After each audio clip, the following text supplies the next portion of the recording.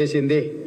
ఇదే కాకుండా 3 నెలల్లో 30,000 ప్రభుత్వ ఉద్యోగాలు ఇచ్చి నిరుద్యోగ యువకులకు ప్రభుత్వము ఒక సంపూర్ణమైన విశ్వాసం, ఈ ప్రభుత్వం మాది, మా కోసమే ప్రభుత్వం పనిచేస్తుంది, మా కోసమే ప్రభుత్వం ఆలోచన చేస్తుంది అని చెప్పి ఈరోజు మన ప్రభుత్వం అన్ని కార్యాచరణలు తీసుకున్నాం.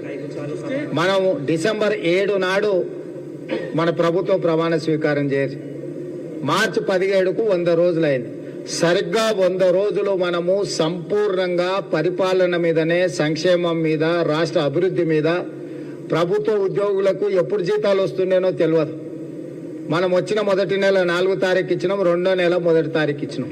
ఇలా ప్రభుత్వ ఉద్యోగులందరికీ 1వ తారీఖు నాడు జీతాలు, పెన్షన్లు ఇచ్చే పరిస్థితి రాష్ట్రంలో మనం తీసుకొచ్చినాం. 10 సంవత్సరాల నుంచి లేని, 10 సంవత్సరాలు ప్రభుత్వం మీద ఉద్యోగస్తులు విశ్వాసం కోల్పోయారు. మనం ఎప్పుడైనా ఒక యజమాని దగ్గర పనిచేస్తే యజమాని మనకు సరైన సమయానికి జీతం ఇస్తాడు, యజమాని మనల్ని చూసుకుంటాడు అన్నప్పుడే మనం ఎక్కువ పని చేస్తాం. తిండి పెడతాడో పెట్టాడో, జీతం ఇస్తాడో ఇయ్యడో అని అంటే ఎట్లకెళ్ళి కష్టపడతాం మనం. అందుకే ప్రభుత్వ ఉద్యోగస్తులందరికీ 1వ తారీఖు నాడు జీతం, 1వ తారీఖు నాడు పెన్షన్ ఇచ్చే విధానాన్ని మనం తీసుకొచ్చి అందరికీ ఒక విశ్వాసాన్ని కల్పించినాం. అదేవిధంగా ఎవరు ఏ సమస్య మీద వచ్చినా సచివాలయంలోకి సరాసరి వచ్చి మంత్రులను కలిసి చెప్పుకునే అవకాశం కల్పించినాం.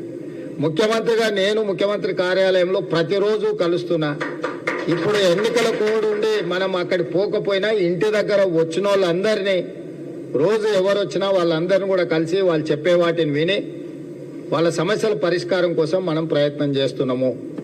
అంటే ఎన్నికల కంటే ముందు మనం ఏదైతే మాట ఇచ్చినామో, గడీల పాలన పోవాలి, ప్రజాపాలన రావాలి అని ఏదైతే మీరు కోరుకున్నారో, గడీలను బద్దలు కొట్టి ప్రజాపాలన తీసుకొచ్చి ప్రజలకు పరిపాలనను అందుబాటులోకి తెచ్చినాం. ఇవాళ ప్రజలు స్వేచ్ఛగా తమ ప్రభుత్వం దగ్గరికి ఎప్పుడైనా, నేను చెప్పేది, నేను నమ్మేది ఒకటే, మనం ఎన్నుకున్న ప్రభుత్వాన్ని చూసి మనం భయపడాల్సిన అవసరం లేదు. మనం సంతోషంగా పోయి చెప్పుకునేటట్టు ఉండాలి మన నాయకుడి దగ్గరికి.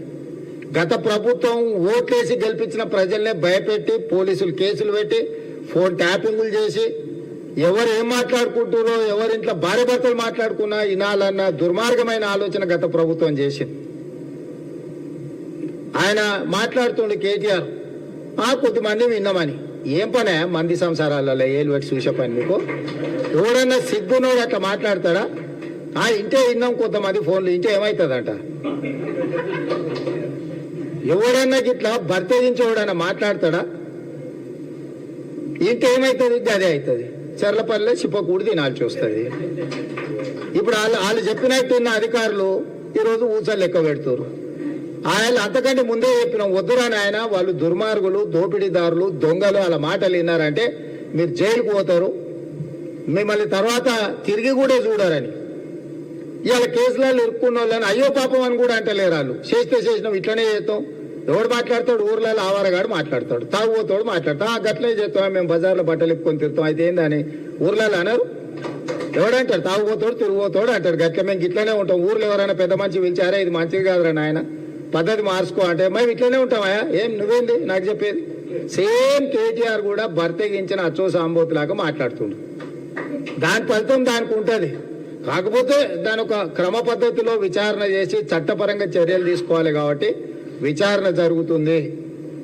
అంతకుముందు ఎవరైనా ఫోన్లలో మాట్లాడుకోవాలన్నా భయపడేది, ఎవరైనా కలిస్తే ఎవరైనా రికార్డు చేస్తుండే అని భయం ఉండే. ఇవాళ ఎవరైనా స్వేచ్ఛగా వాళ్ళ జీవితాలలో వాళ్ళు స్వేచ్ఛగా మాట్లాడుకునే పరిస్థితి రాష్ట్రంలో స్వేచ్ఛ తీసుకొచ్చినాము. ఇవాళ ఏదున్నా సచివాలయానికి వెళ్ళి మనం చెప్పుకునే పరిస్థితి ఉంది. అందుకే ఇవాళ నిన్న ఎమ్మెల్సీ ఎన్నికలు జరిగినాయి. ఓటు విలువ నాకు తెలుసు కాబట్టి ఢిల్లీ నుంచి వచ్చి సుప్రీంకోర్టు చీఫ్ జస్టిస్ను కలిసి అక్కడ నుంచి సరాసరి కొడంగల్ పోయి కొడంగల్ ఓటేసి మళ్ళీ అక్కడ మా వాళ్ళందరినీ కలిసి ఓ రోజంతా కూర్చొని వాళ్ళతో మాట్లాడి మంచి చెడ్డ యోగక్షేమాలు కనుక్కొని వచ్చిన. ఓటు ఎంత విలువైందని అంటే మనల్ని ఏలే వాళ్ళని ఎన్నుకునేది మనమే. మనం ఇట్లాంటి లఫంగా వాళ్ళని ఎన్నుకున్నామంటే తర్వాత మనం ఎంత చెప్పినా ఓడినాడు.